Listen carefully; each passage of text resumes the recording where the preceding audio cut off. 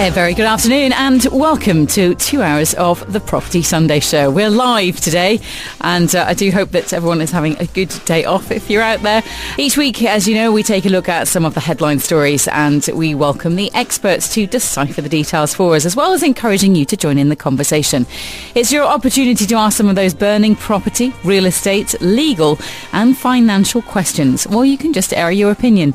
So let me introduce our regular commentators who join me each Sunday. Ludmila Yamalova, who is managing partner with Yamalova and Plewka legal consultants. Welcome back, Ludmila. Great to be back. It's been piling up. We've got 1,001 stories. Indeed, I think we want to talk to you about. We've missed you. Thank you. I've missed you as well. What are some of your top stories? Well, obviously the tenancy, the new requirement from the Immigration, the UAE actually Interior Ministry on that. about tenancy agreements and what it will take to actually renew visas, and the requirement of submitting tenancy agreement and DIWA or some sort of utility bills in order to qualify for renewal. I think there's a whole series of articles discussing exactly the requirements, you know, what the regulation that mandated it, and then the sort of detailed requirements and its implications. So I can kind of go to that through that in a little greater detail because it has raised a lot of questions, a lot of alarming questions. That was one. There have also been a few interesting articles about or announcements about banks and mortgages and allegedly new UAE central bank regulation about illegality of requiring blank checks to secure loans, personal loans. And that's in the a good same vein, in the same vein, there are a few updates about mortgages and how banks are trying now to sort of mitigate with their clients and their borrowers and customers to try to to mitigate defaults. And possible new regulations that will be launched to address those issues. Okay. And there have been a few more specific updates about individual developers, such as, for example, I guess just general real estate. So the health of the real estate market and how the market is rebounding, and we possibly even be starting to enter the same sort of hype of the 2008, especially with announcements like the one from Damak last week, where they're now offering yachts in order to incentivize owners to buy. Also, there was an interesting article about MR joining the initiative on stalled projects, Nakil selling land to extend villa gardens on the Palm, and another one interesting with an Indian developer coming into Dubai and developing two new projects. Sort of the lower income project. So, lots of stories. How long have we got? Not long enough, ever. And we never do. But as time permits, yes, we'll get through however many we can. Great. Thank you, Ludmila. Look forward to getting the details of those. And as always, as mentioned, Ludmila's happy to answer some of your legal questions as well, if you have any. Well, over to Mike Small of VSM Consulting. Great to have you back on the show as well, Mike. Good to see you. Thank you very much. Good to see you. Armed with the pink pages, as always. I've got the pink pages. Look. Yep.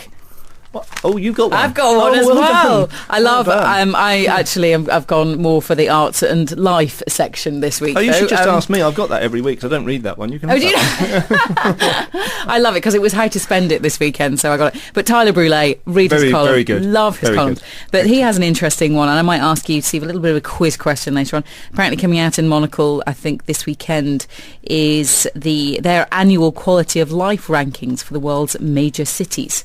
So I could put the question out straight away. Which city do you think ranked number one out of 25? Any clues? Depends who paid the most to the organisers. Oh, cynical. Who have we seen in the last year? Was it Sydney was one? Yeah, normally it's Geneva. Nope. Can be up in Scandinavia. Can be Canada at the moment. Kind of. Yeah, you're more in the right area. What do you think? Which country ranked number one for Monocle's quality of life rankings for the world's major cities?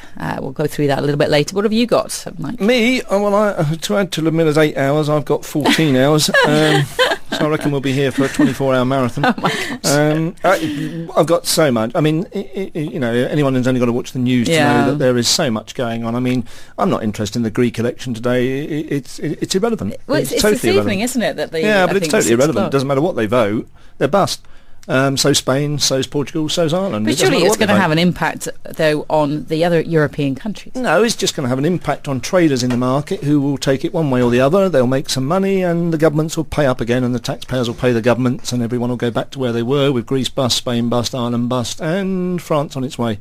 Holland also on its way, actually. Very, very surprisingly for me, Holland's retail sales figures in April, and get this, they didn't fall 0.1, they didn't fall 1.1, they fell 11%. 11%. Wow. That's how cautious the Dutch are when there's a problem, and I know a few Dutchies, and they are very cautious people. Dutchies. Yeah. No, it's better than cloggies. But no, I love the Dutch, except for their football team, which have suffered very badly, I'm afraid, which is very surprising. But well, I've Greece, although sorry, yeah, go on. You've got to mention that Greece won. Greece, well, I tell you what, the real catch is the next round. Greece will now play Germany. Ooh. Oh, there's your battle. There's your Euroland meeting each other. Who gets what? Who wins the prize? Who gets the money? Greece or Germany? Oh, dear.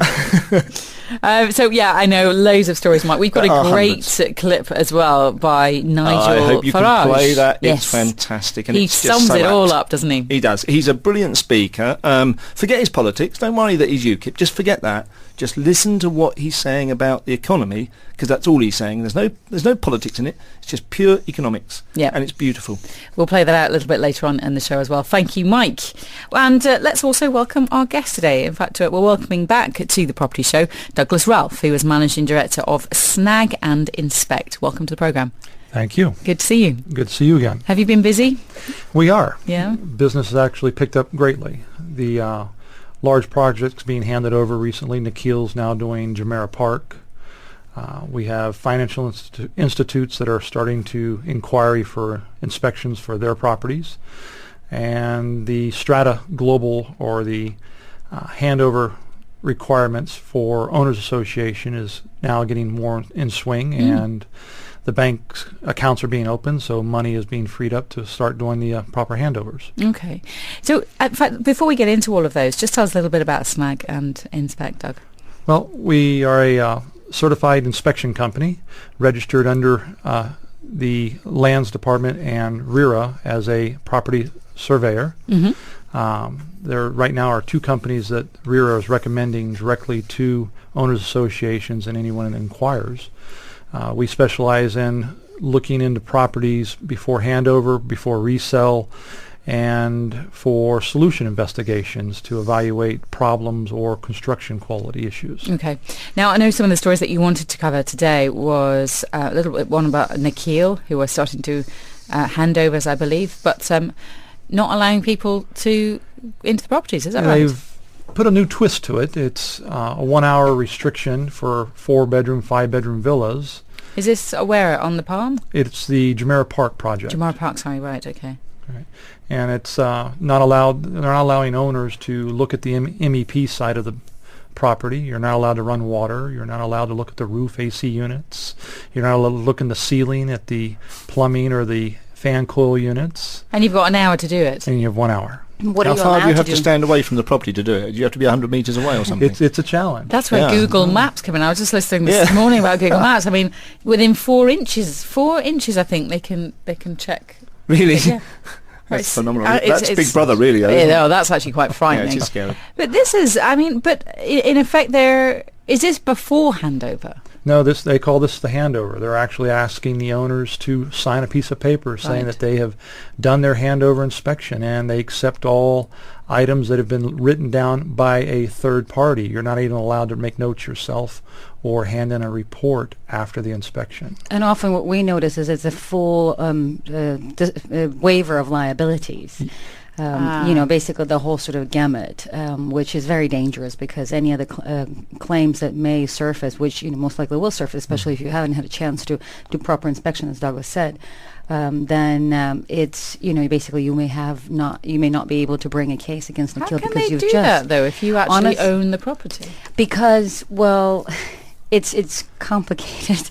It doesn't really have to be. Basically, they will not give you the keys, and they will not. You will not begin processing issuance of the title deed until basically will not give you the property until you've signed this document. And so, people who have made all the payments, who have been waiting for X number of years, beyond what they had expected, anticipated, are basically, and what complicates it further is even in those investors who also have mortgages. So they have been paying mortgage installments, and therefore, for them, they are eager to take property on, for a number of reasons. And so it's almost, the kind of strong, basically extorted into signing this document, because otherwise they really have no other, no other alternative. Wow. I mean, have you seen any of these properties? Yes, we have. Yeah. The overall quality isn't bad when you look at the surface.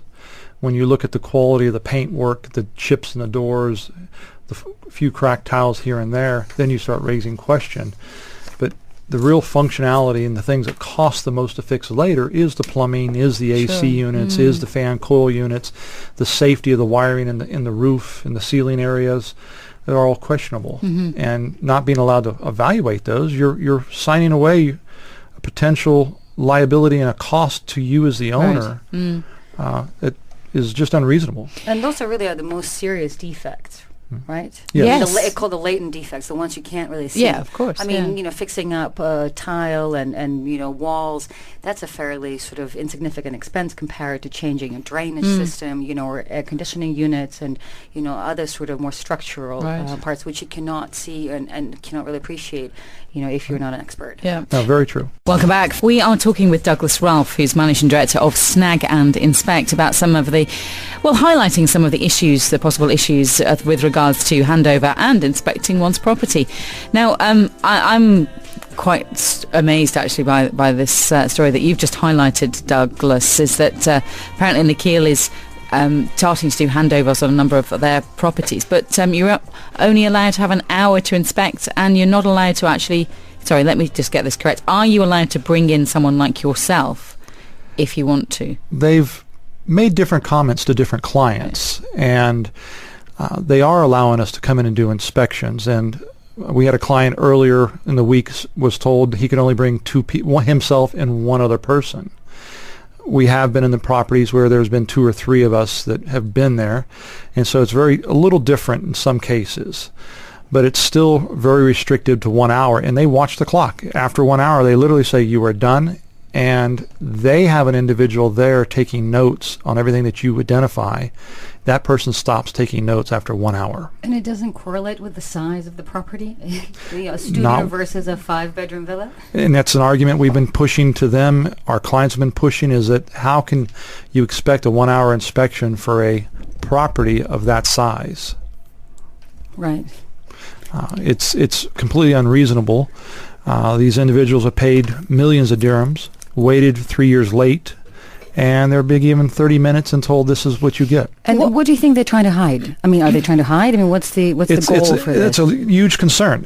I can't really say what they're trying to hide because we haven't been able to look in depth. I do know that we have had an opportunity to look at a few things when they weren't watching us closely, and we do see things that really shouldn't be the way they are.